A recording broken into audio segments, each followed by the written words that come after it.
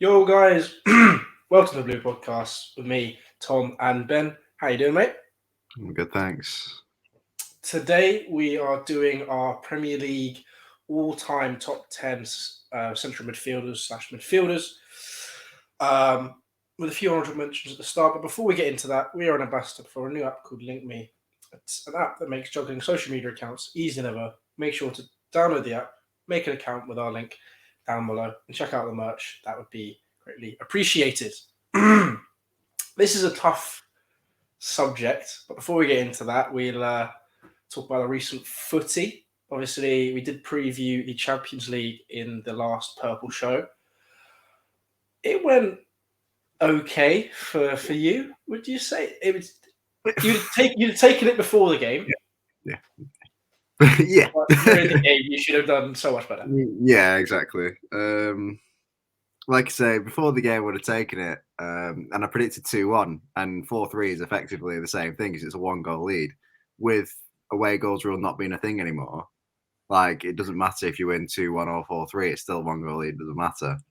And I don't think Pep would have opened up like he did if the away goals rule was still a thing, because a 4-3 at home to Madrid with away goals rule is not really. I mean, it's a win, but it's not really a good result. Well, it's a good result, but it's not great. You'd actually rather win 2-1 than yeah. I mean, a win. Yeah, a win's a win, but in an away, if the away goals rule was a thing, it's still not amazing. Like all they have to do is score one and they're through. But that's not a thing anymore, so it doesn't really matter as much. But then obviously, with the chances that we had as well, we should have won by at least a couple of goals, 2-3 goals or something. But again, before the match, I would have taken it. It's still a one-goal lead, which is important going into the second leg. But it's going to be a tough game. I'm not particularly looking forward to it because Madrid are the sort of side, they're so inconsistent. They can either be like ridiculous or shit, and there's no there doesn't seem to be in between. So yeah, I mean, I like obviously, and they know that Madrid can do it, but obviously City, I like to think are capable of doing it as well. So you're the better side in that game and are the better side. I mean, if we can go to the Bernabeu and win, you can go to the Bernabeu and win. Yeah. I mean, it's Champions League, and Champions League never something always happens for City in the Champions League. So I'm not banking on it. But I mean, and obviously we didn't have a right back that game, so that made it a bit more difficult. Was noticeable with Vinny's goal. Yeah, that one of their. I mean, he obviously assisted a goal, which was great, but that Vinicius goal wouldn't have happened if Walker was there, because like Walker would have just absolutely wiped the floor with him with his pace, because Vinicius is quick, but Walker is quicker. So that would have been such an interesting battle as well for pace. Yeah. Well, I mean, Reece James managed to hold his own in terms of pace against Vinny, so yeah, I'm sure Kyle Walker would do even better in terms of the pace. Yeah. But again, that's just the way it is. But yeah, obviously, I mean, we saw from the last round how valuable having a one-goal lead is going into the second leg. So obviously I'd take it, but with the chances we had, obviously we should have won by a couple of goals. It's all right. We've got a goal lead. Hopefully we can do it. That is the main thing. You want it at home. That's the main thing. Yeah. I'd say I'm pretty confident for you to get to your second final in 2 years. Interesting fact as well. If Liverpool, which is looking very likely, make it to the final, and you do, it's 3 All English finals in the last 4 years. There you go. It's not bad for the Premier League, is it? It's not bad. I mean, it helps that like literally every other league in Europe seems to be in transition at the moment. But the strength of the Premier League definitely is like, it's not like the Premier League has stayed the same and the others have got weaker through transition. The Premier League has strengthened as well, so it is good, obviously, for the Premier League. But I'm sure the usual suspects will come back. Madrid, Barca, Bayern, PSG, that they'll strengthen as well in time. So, Well, I wouldn't say Bayern or PSG are particularly in transition phases. PSG not so much. Bayern are with Nagelsmann, new manager. Yeah, I guess. I mean, they're still wiping the floor with Bundesliga, like winning by a long way. But they are. I mean, they are in a sort of transition, Bayern, I think. But PSG is PSG. Like they're just a little bit, But yeah, and then like you say, all the other Madrid. Even though Madrid are doing decent, like they're sort of in a weird like transition phase because they're waiting for Mbappe or someone like that. Barca definitely are in a transition phase. Yeah. Italian clubs are definitely in a transition phase because Juve are, just about getting top four at the moment because they've changed managers and trying to get used to, Allegri again and stuff like that. So it's, but that's not that. Like I say, that's not saying that the Premier League is just, winning by default because of that. The Premier League has improved as well. Which we talk about it all the time how much the the general Premier League has improved. To be fair, yeah. So it shows how difficult it will be. But I'm sure, like I say, they've got the finances. I'm sure they'll be back. They will be back. They will be back. We all know it as well. Obviously, Liverpool won 2-0 on Wednesday, which I don't think anyone really didn't expect. Easiest Champions League run in history.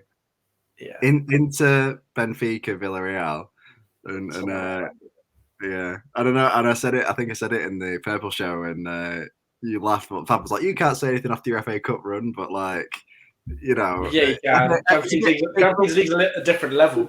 It's a bit different to the FA Cup. So that was obviously Fab's response because he knows it. But I mean, they've got the rub of the green. Sometimes it happens, but I mean, there's no denying it's piss easy for them. Yeah, and then I guess moving on to a slightly surprising result. Yesterday was United 1, Chelsea 1. Chelsea unable to score again. United having one chance all game and scoring it. So yeah. Their goal was so nice as well, like the pass from Matic and the goal from yeah. I mean, Alonso's goal was nice as well. To be fair, the way Alonso struck that ball was beautiful. Yeah, it's beautiful. Yeah. But it was yeah. I mean, it's not surprising if you take into account previous fixtures. It was 0-0, 0-0, 1-1 now. That's the last four fixtures of United. Chelsea.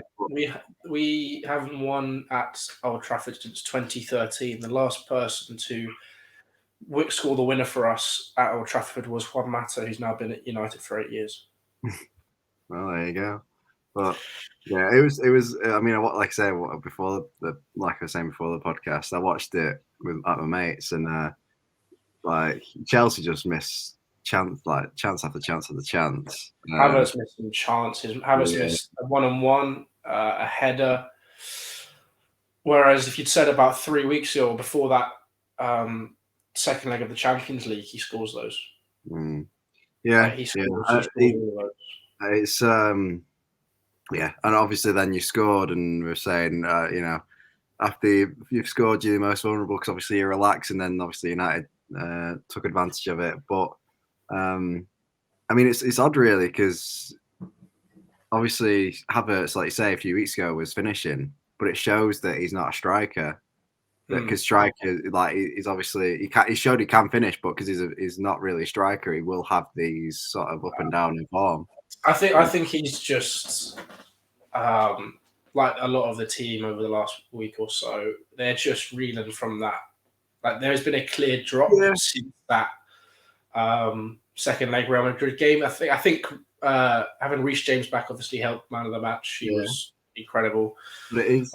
You could see Mount seemed to be coming out of that unfortunate phase. Kante seems to be coming out of that unfortunate phase. It may just take some players slightly longer, unfortunately. I mean, it is interesting though because with obviously the Lukaku situation, it does look like you do need to get another striker, which is odd. We need to get rid of. Lukaku needs to get gone really, but You know, like I because can like I can see him. I can see him keeping the. I don't know. I don't think I'd be as upset if we don't sign an attacker, keep exactly the same attack if we guarantee the centre backs in defence or the defensive structure gets sorted. If that makes sense, because yeah, I we're get that. clearly going to bloody need it. We got Christensen, Rudiger going out. Obviously, Silva's a year older. Azpilicueta's a year older. We have.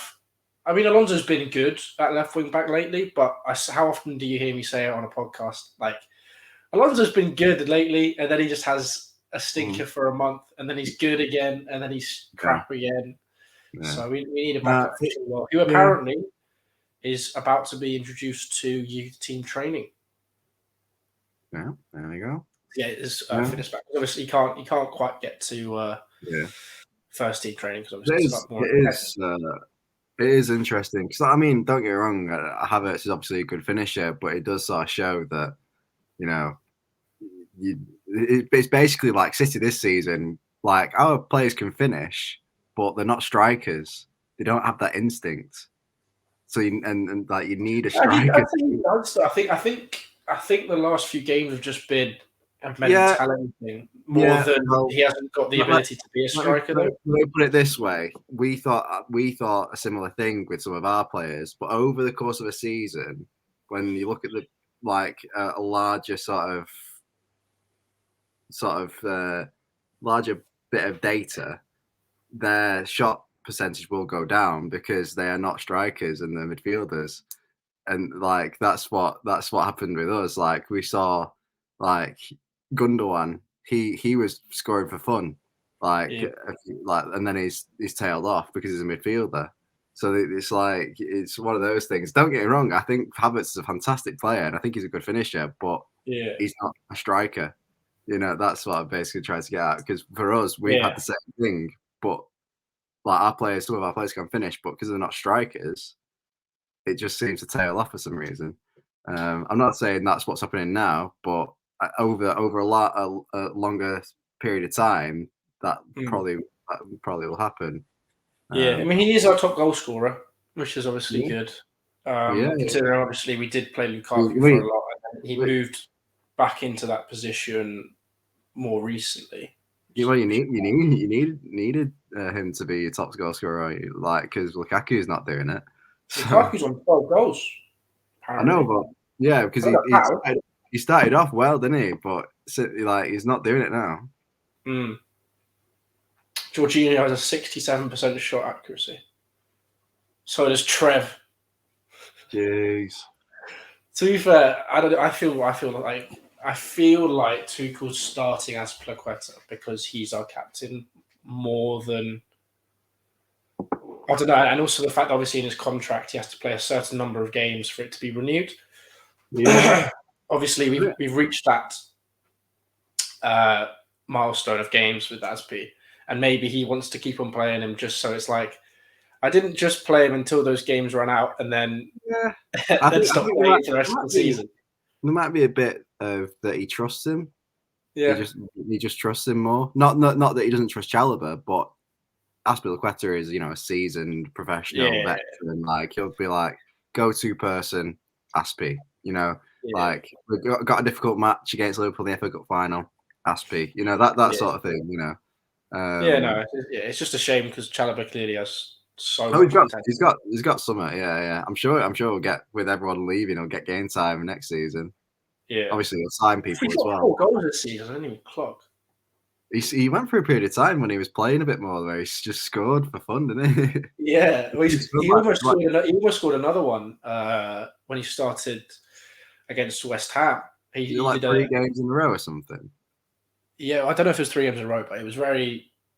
It was quite close to each other, wasn't it? Something. But sorry, I was just going to say it's a strange one with the Chelsea striker situation because like Lukaku was supposed to be the answer, but obviously he's decided not to be. So and Havertz, it will work. Don't get me wrong, we've done it with a false 9. It will work, but there will be games. I think though, like he is. I don't know if I'm being a delusional Chelsea fan, but I think he's adjusting to that role more and more. If that makes sense, he's becoming a striker because his Yeah. best season for Bayer Leverkusen was as that kind of false nine I think striker. there will be a bit of that he is adjusting, but there is probably a little bit of delusion there as well. Because I'm not saying like you're completely wrong, because don't get me wrong, he's good there, but there will be games if you do go down that route, like for false nine. There will be games next season where you have so many chances. And it's like, if we just had a striker, just bang, if we just had a striker, just who's got that, just put it away. Yeah. Just I mean, I think as you haven't had a striker for so long as well, like you do get sometimes where your striker just misfires. Yeah. So which is obviously I'm hoping was just the case last game, and the game before. Before we keep on waffling on too much, though, we don't want this podcast to be too long. Should we move on to our midfielders? We can do. Move on to our midfielders. So we've got 5 honourable mentions. Then we've got 11 players who will actually give the stats on and chat about. And then we'll do our top 10. That's fair enough. Obviously, for anyone that actually watches this bit, let us know your top 10 down below in the comments. So our honourable mentions are Xabi Alonso. Very good player, obviously, in his time at Arsenal, part of the Invincibles squad. Matt Letitia, Southampton legend, Premier League legend as well. Obviously, there's a lot of people that say how good he was and maybe he should have moved on and he would have achieved greater things, but obviously he loves Southampton. One club legend. Don't have many of them these days. No, not that many these days, no. Michael Essien, a rhino of a man back in the day. The issue is I'm not sure nowadays he'd quite be as effective because of the way that football was unfortunately gone. But back then he was just... Yeah, I mean, you would think that maybe he could fill a sort of Kante role, maybe. Or was he not that mobile? No, yeah, he was mobile. Yeah. Maybe he would have just adjusted to that sort of role, maybe. I don't know. Maybe more like a Rodri role, maybe. Yeah, just a bit of speculation there. Yeah, I don't know. Yeah. Ruud Gullit, obviously, he did do most of his legendary status abroad, but obviously he was part of the Premier League at one point. And have I said Petit already? Or am I being dumb? I don't think you've said Petit. No, I said Xabi Alonso. He was part of the Invincibles Arsenal. Oh, God, no. Uh-oh. Xabi Alonso obviously played next to Steven Gerrard. Emmanuel Petit was in the Invincibles team. Oh, my gosh, that is a blunder. Shows how much I was listening. That was a major blunder. All right, let's get into the 11 players we actually have our stats for. We'll start off with, I'm trying to put this in a random order because obviously we could give them in a list. David Silva, 309 appearances, 60 goals, 93 assists, 4 Premier Leagues. It's unbelievable player. Unbelievable. Fantastic. Brilliant. Fantastic player. Lovely stuff. No, he was an amazing player in his time. Just to clarify, this is all like the central. So Cam, centre mid, CDM fit the bill in this, and then obviously you'll eventually do wingers and strikers. Great player, great player. One of the best midfielders, obviously, to have graced the Premier League. 4 Premier Leagues ain't bad. It's more than a lot of people on it. Not bad at all. Incredibly integral in that City team, part of that spine that was created from the company to the Toure to David Silva to Aguero. That was your spine all the way through. That never changed, and because it was a winning formula. Aye. Aye. Next up, we got Patrick Vieira. 307 appearances, 31 goals, 34 assists, 3 Premier Leagues, including an Invincible season. Very good player. Very good. A bit before our time, but I've seen clips, obviously. He was quite a combative midfielder. He was very combative. Yeah. Because he played a little bit for City at the end of his career, so I think Yeah. it's a I wouldn't say he's a City legend though. No. His best days are behind him. His legs had gone a little bit by then, but Imagine going to City to retire. that's what our players did before. Like Yeah, back in the day. that's like us with Arsenal. Our players go for Arsenal to retire. Yeah, no, we got loads of players like yeah, countless players who came to retire. Fair enough.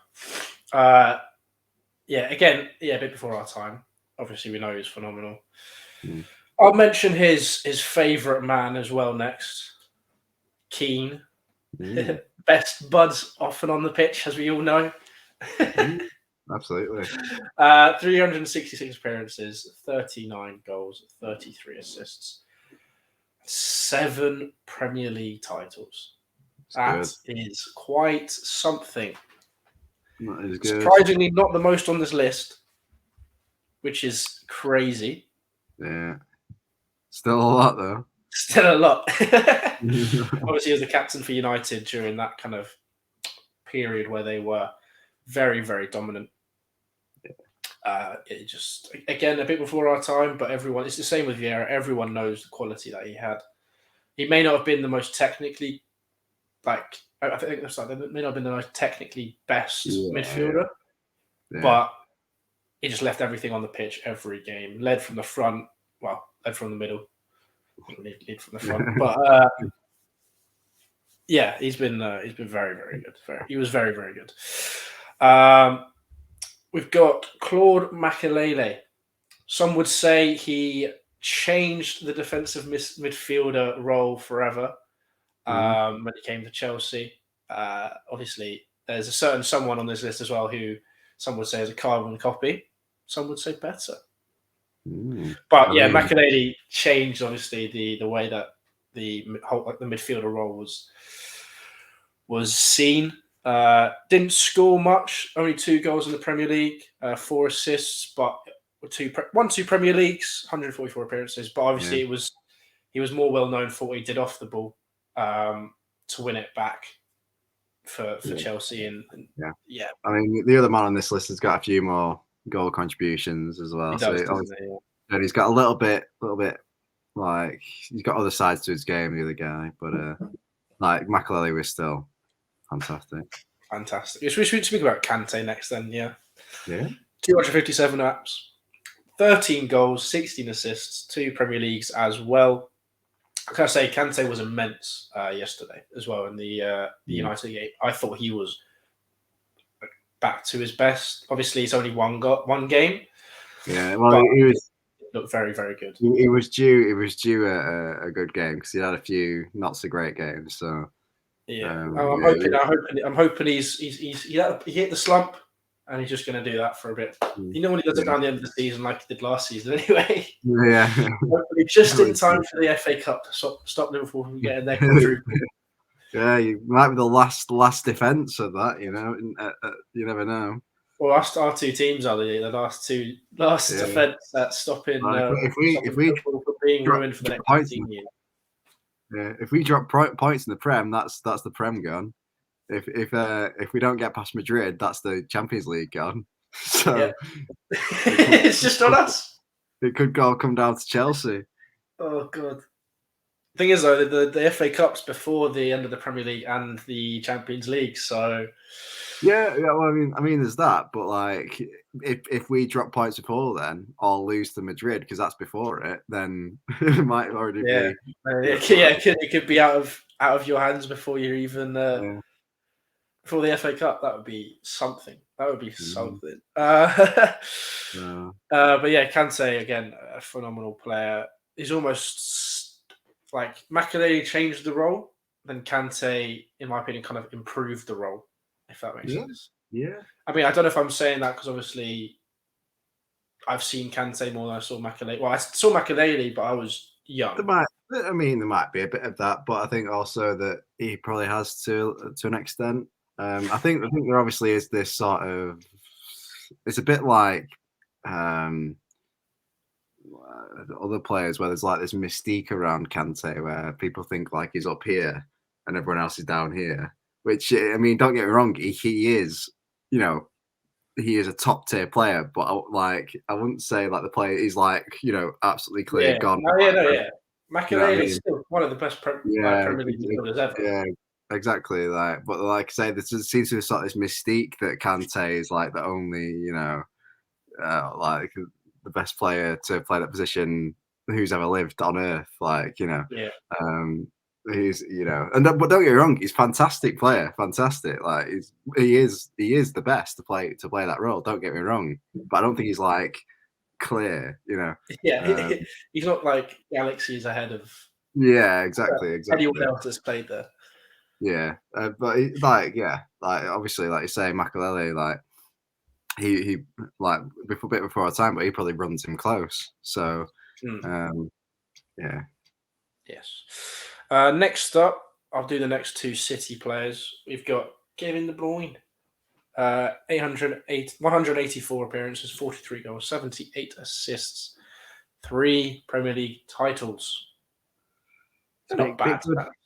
He's a bit good, KDB. I think some of the stats he might have scored a few more since then, but like he's still he's what do you call? Yeah, he's a bit good. But yeah, no, he's like, and then again, obviously his goals and assists for that, like those, it just those are decent for assists and that. Okay, yeah, he's gone more. 206 appearances, 53 goals, 84 assists. All right, so it's similar. I think it's like a couple months behind or something. That In 22 appearances, he's scored 10 goals and 6 assists. It's not bad. Not bad. Yeah. I mean, bearing in mind that at the start of this season he was stinking out the gaff. Like he's really sort of turned up the second half of the season. Yeah, and he's not blessed with injuries, is he? No, he's not blessed with injuries. But I mean, he seems to it seems to be all right at the moment. But I mean, that can change very quickly. Like he is playing well at the moment. Yeah, playing really well. and you could say in 4 seasons' time he may have moved up on the list. Yeah, I mean he's still pretty high for me, but yeah, he could move higher in a few years. But yeah, he's not at the top of the list yet. No, I mean it might never, but he's definitely up there. Number 9, Yaya Toure. I just said number 9. Well, you Yaya Toure. Yaya Toure, 230 appearances, 62 goals, 32 assists, 3 Premier League titles as well. He obviously was a monster of a midfielder, part of that City spine that was unbelievable. Yeah. You probably can say more than me about him. Oh yeah. I mean, yeah, he was fantastic for us. Obviously, scored important goals. The FA Cup semi and FA Cup final, League Cup finals. Premier League goals, League Cup semis, FA Cup run. I mean, obviously it was early on, so Champions League not so much, but yeah, especially in the Premier League, like the 13-14 season, he just like was scoring free kicks for fun and scoring for fun. Like it was probably one of his best seasons. But yeah, no, he obviously like ended. I think because he didn't really get on with Pep, I don't think. So it ended a bit sour because obviously I think he wanted to get out of the club, and he kicked up a fuss about not getting a birthday cake. But I think that was a little bit of a plot to hang out of the club or something, or to try and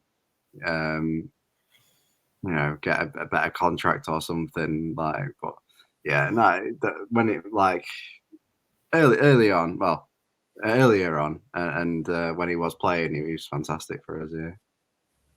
Yeah, no, he was a very, very good player. Next up, we got the assist machine. Seth Fabrias, 350 appearances, 50 goals, 111 assists, 2 Premier League titles. Not with Arsenal. So let's sprinkle that in. He had to leave the Premier League to go to Barcelona to win a few trophies, and then come back and win some Premier League with a different club. Jeez. His season, I think, for Chelsea, his best season was when he was with Costa. The I don't know what it was. The mental link between the two was. Yeah, it was unreal. Costa was horrible to play against. He's just a horrible player. And then when you've got you can literally find him from anywhere on the pitch, it just makes it even harder. Yeah. Like, don't get me wrong, obviously he's a good player, but he's a horrible person. Yeah. Like, you could just tell that he wasn't very nice. Like, I mean, maybe when you get to know him, he was nice, but like you didn't get a good vibe off him. But as a player, he was fantastic. Like, it's not a player that you would rather have on your team than play against him. But he also got the vibe was if something didn't go his way, then he would kick up a fuss a little bit. So, yeah. Yeah, but the thing is though, is like if the game was kind of falling away from Chelsea, he was the guy with the cojones to just grab it and then and drag it into a win or a draw or whatever, which is great. We kind of spoke about Costa rather than Fabregas there. Then obviously the last 3 people we'll mention probably don't even need to be mentioned before we do our list. Gerrard, 504 appearances, 120 goals, 92 assists, 0 Premier Leagues, which for me put him down the list a little bit because obviously this is a Premier League list. I see. Yeah. Oh, I get it. So I will pretense that. Obviously, Liverpool captain, came close to winning the title a few times. Well known as a phenomenal player. He kind of did more for Liverpool than I think people realise. And I mean, I remember Ben saying before the podcast, like, as you get older, you appreciate what he did more than when you were younger, because obviously he didn't really do too much in terms of win trophies or kind of that kind of thing. Yeah. In terms of the Premier League, anyway. Yeah, it is probably, yeah. But yeah, again, a phenomenal player. Lampard, 609 appearances, 177 Premier League goals. Not bad, 102 assists as well. So he's got 177 goals, and I'll pretense this. Scholes has 107 goals. Frank Lampard also has 102 assists. He assisted 5 less than Scholes scored. Wow. And still scored that many goals. I'm just saying. 3 Premier League titles. Obviously, probably my favourite player of all time. Yeah, enough said from me about Lampard. And then we got Scholes, 499 appearances, 107 goals, 55 assists. Not the best stats if you compare him to some of the other players, but 11 Premier League titles. It's a few. Like, obviously, he played for United in the 90s and 90s when they just dominated the Prem. So that helps. He was still part of like each of those teams. He was like an integral part. So yeah, like he was there. Like he was there from the start to the end, pretty much. Whereas like you had like your Roy Keane, you did eventually leave, and like your Ronaldo did leave, and like Vidic only joined later on and stuff like that. So like, I think is it only Giggs and Neville? I think who've won the same. Possibly, probably actually, yeah. Think so. Yeah. If I'm correct, my ball knowledge is awesome. Jeez. All right, let's do our top 10s. Have you got your top 10 in front of you? I do. Very good. We'll start with 10th, obviously. Who's yours? I put Fabregas in 10th.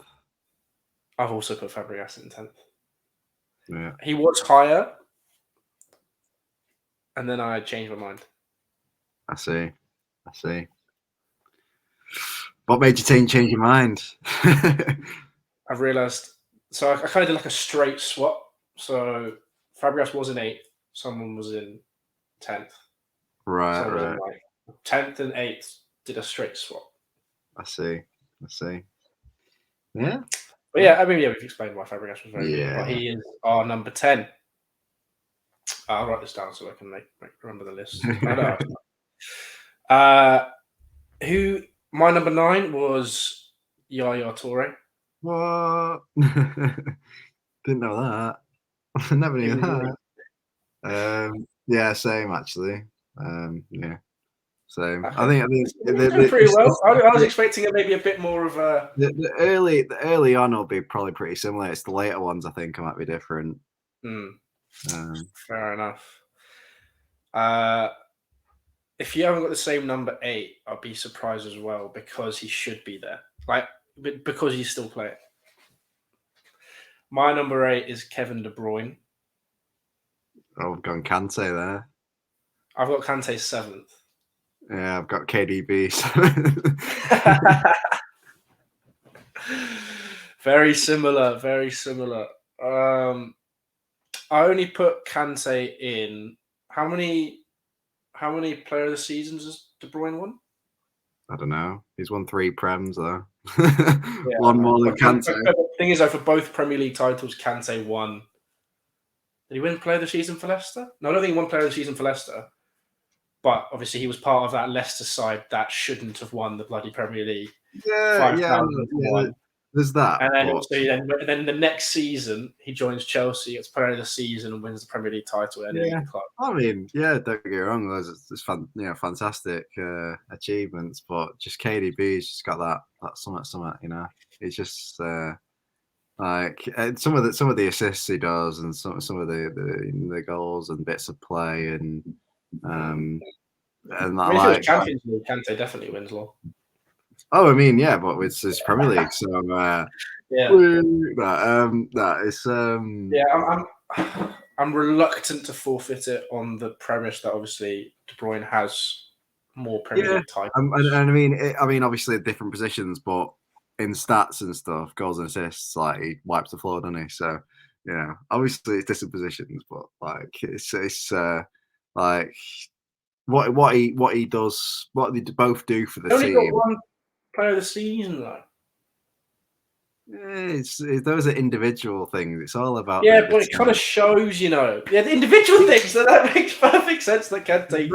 No. It's all about the team. It's a team game. It's a team sport. We're talking about individuals here, mate. No. It's about what they contribute to the team. Both of them contribute really good stuff to the team, but KDB, it's like obviously Kante, some of the stuff, some of the defensive work that he does, you're like that's, but like some of the attacking stuff that KDB does, you're like, whoa, like there's just. Should I phone a friend? There's something extra you can do, and for 7th and 8th you can do, but like because I think Kante's higher, and obviously we're being a bit biased. You've got to be KDB. I think Cam will go Kante. Yo, come on. Are you available to speak right now? We're just doing a podcast. Yeah. We are debating 7th and 8th for the best Premier League midfielders. I know this is very early on in the debate. I've got Kante 7th. Ben's got Kante 8th. I've got De Bruyne 8th. Ben's got De Bruyne 7th. Who's your 7th and 8th out of those two? Best ever or current? Best ever. Best ever. Who are the ones around it? So we've done 10th, which was Fabregas, 9th, which was Yaya Toure, and obviously we haven't done the rest yet. I put Kante higher up. Yes! Thank you very much, Cab. But I've also put De Bruyne higher up. That's a different debate. What, current? You put it higher up current? expensive the high ones are. But Kante, yes, All right. Well, you can watch the rest of the podcast and to find out our rest of our top 10. Thank you very much. I might call you again. But cheers, bro. All right. So yes, Kante is categorically not a better player than De Bruyne. He just isn't. Currently, I wouldn't say currently, but I'd say all time. What? Like, not even all time. Like, all time, KDB's got more prems. Yeah, but think about the team he was in for it, though. No, it doesn't. No, what? Nah, it doesn't matter. Like, It does matter. We're talking about individuals here, mate. We're not talking about whether City or Chelsea are better. We're talking about these KDB. individuals. How can he's a fantastic player, KDB. Absolutely unreal. That's just Chelsea bias right there. There's City bias as well, but like Clichy's probably won more Premier Leagues than Steven Gerrard. But so are you comparing Kevin De Bruyne to Gael Clichy? What are you talking about? I'm not comparing. No. I'm saying I'm picking someone who's really bad, who was part of a team that won. But we're talking about someone who was very good. Win any Premier League. We're talking about someone who isn't bad. We're talking about Kevin De Bruyne.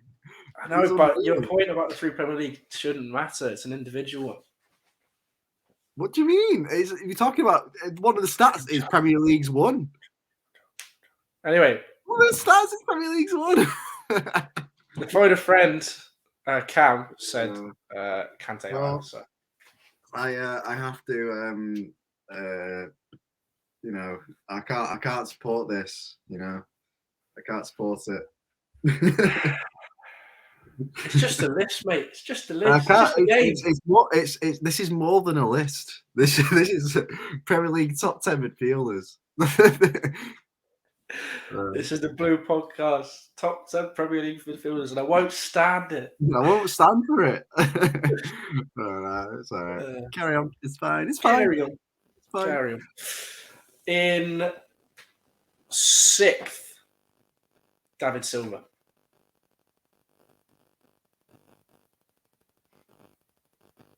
There's some anti-City bias going on. No, it's not. There's some strange waistcoat behavior. I've got Vieira in 6th. Vieira in 6th? Talk about he captained the Invincible side, bro. Well, you were just saying that Premier League, what you win in Premier League doesn't matter. The Invincible is slightly different. Yeah, but Invincible is slightly different. Yeah, slightly different though. Well, if it doesn't matter then, it doesn't matter now. No, because it's the City team compared to the Kante team, and then the Vieira team. Like, it was good.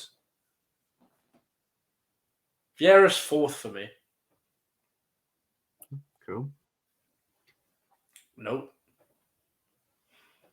Where's Silva for you? Silva's 4th for me. Really? He's a good player. Vieira. Vieira is a good player, but I've got to back my man. No. All right, let's do 4th, 5th, and 6th, and then we can debate who goes where. Okay, who's your 4th, 5th, and 6th? Right, so I've got Vieira 6th, Keane 5th, Silva 4th. I've got Silva 6th, Gerrard 5th, Keane 4th, Vieira 4th. Gerrard, that low down because he's not got any prems. Yeah. Yeah. The only two people in there that obviously are the same are Vieira. Yeah, and I can concede. I just wanted to put a City player higher up, but yeah, I can concede Silva 6th, but Gerrard I would say probably would be higher for me. Well, it is higher for me. Like, that's the one I wouldn't agree with. I'm happy to put Gerrard 4th and Vieira 5th.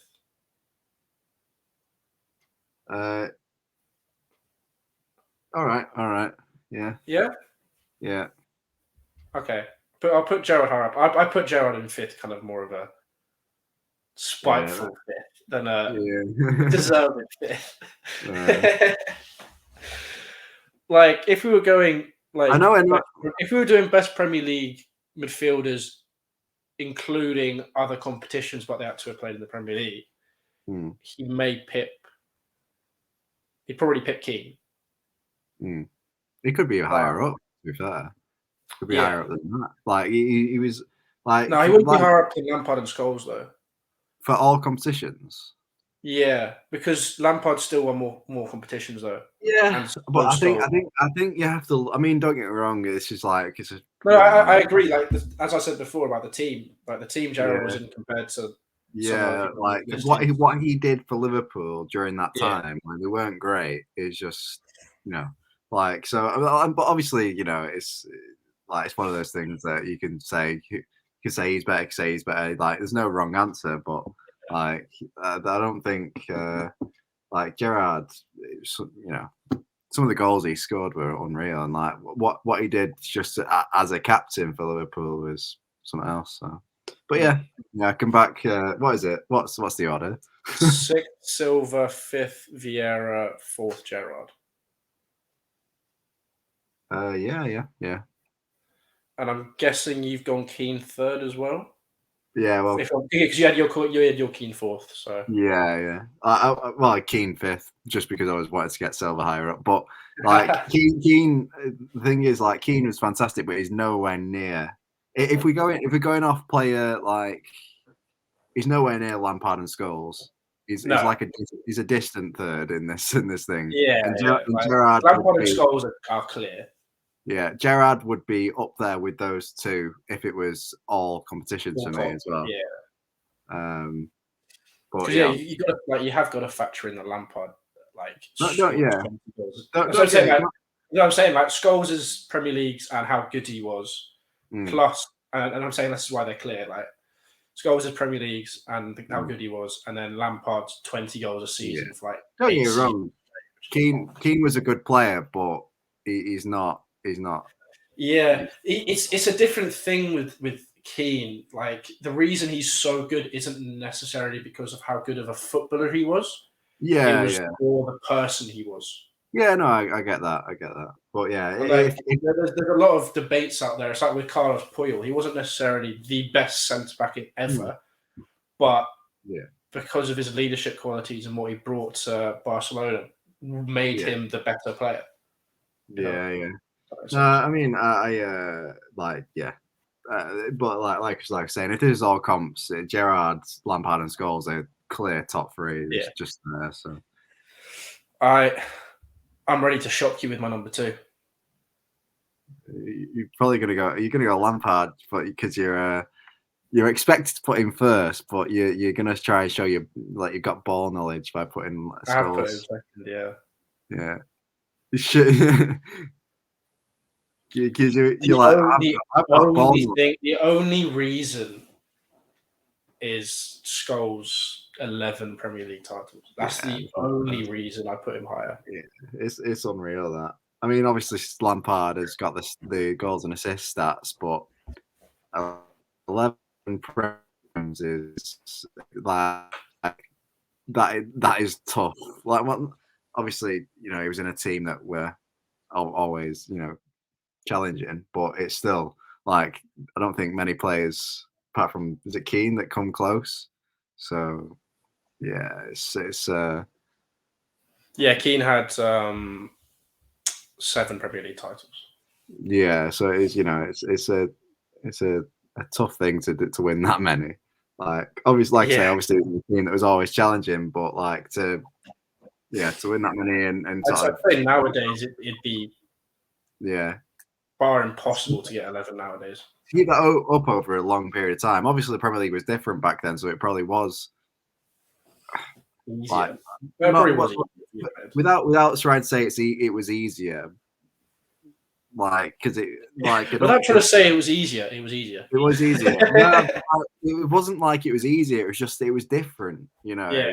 Like, you know what I mean? Like, but like nowadays, there's like with City and Liverpool, like they're fighting for titles, and then the thing is as well, you have got like the likes of Like the top 6 only really came into play kind of was about 15 years ago, maybe less than that. 10, That only really became a thing, and like back then, it was only really Arsenal who challenged United during that kind of 11 Premier Leagues one stint. It was mostly Arsenal, especially back in the 90s.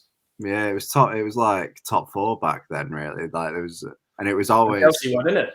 Chelsea. No, well, Chelsea. No, we were like 5th and 6th. You came into it in the noughties, and then obviously Liverpool had a go now and again, but it was always sort of a different team sort of having a go. It wasn't like they were all going for it together. But yeah. I want to say Lampard first, but I'd just be seen as a not cocky, biased Chelsea fan. That's fun. Yeah, I think that could have been the case. They might have seen it that way. Yeah, but like again, though, Lampard was unbelievable in his prime. The thing is, though, it's not even like in his prime. Like it's like how many seasons did he score 20 Premier League goals from midfield in a row? Yeah. It's like what would you? Who would you say out of those 3? Obviously, this is the debate into Gerrard, Lampard, or Scholes. Who would you say is your top, like your 3, like in all comps, just all time? Would Lampard be top for you? Yeah, Lampard would be top for me just because of what he's brought me in my life, as well as obviously the goals. Like he scored like over 200 goals in all competitions. It's a weird one because like captained my side to win our first Champions League. I can say first now as well if we want to. It's a weird one because back in the day, I'd be like, I'd say Scholes, Lampard, Gerrard in that order. But the more I've got older, the more I've sort of learned about Steven Gerrard and stuff. I'd feel like I want to put him higher, but I don't know what order I'd put it now. What would your? I don't know because, like I say, my classic order would be on the spot. Sorry, you put me on the spot. Yeah, my classic order would be Scholes, then Lampard, then Gerrard. But I've started to appreciate what Gerrard did a lot more.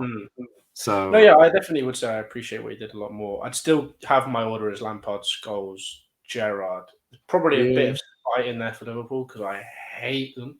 But I just like Scholes, I don't hate as much as Gerrard, if that makes sense. Yeah, no, it's just I just like some. I don't know. I just seem to appreciate what he's done a lot more, but I don't know what the order would be. Because if I was putting second, then would Lampard drop to third? I don't know. I don't think so. But then if I was putting first, would Scholes drop to second or drop? I don't know. Like it's there's no right answer in this debate. No. But it seems I just the only way you can probably truly get an answer is if you just go completely impartial off stats. It's the only thing, not like stats including like trophies and stuff. It's the only thing where you can go like which one was better, so to speak. And also you got to factor in the teams they were in, like. I don't know how their manager. Like, there's so many other factors involved. Yeah, it's too difficult. It's a difficult one because, again, like say, if I was to put Gerrard higher, I don't know how that would affect the order. But also, like you say, you have to then go off stats. But stats can be interpreted differently. Yeah, you know like Kante and Makalele are in this list. There's probably Premier League players with better stats in terms of goals and assists than them. Have been put in. They do more than that, and it's the same with kind of like all three. Well, I'd say at least. Well, Gerrard was obviously captain of Liverpool, so that again he brought more. The same like the argument with King, he brought more to Liverpool than just his playing ability. Lampard as well. Obviously, he was vice captain to probably one of the best, if not the best centre back to have ever graced the Premier League. But he was again a leader. He brought more than just his stupid amount of goals to it, and the same with Scholes, also another leader there for how many seasons and stuff. So yeah, it's very difficult to decide, but I think we've got. I'm happy with the list. Yeah, I mean KDB is high. It's one position, mate. Don't cry about it. KDB is higher. I will cry about it because this matters. This really matters. So I read out the. Shall I read out the list from? Obviously, Makalele didn't make it. If you couldn't tell. Yeah. So 10th, Fabregas. 9th, Torre. So we agreed on those two.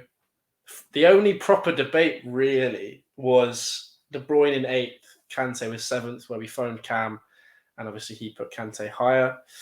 In 6th, David Silva.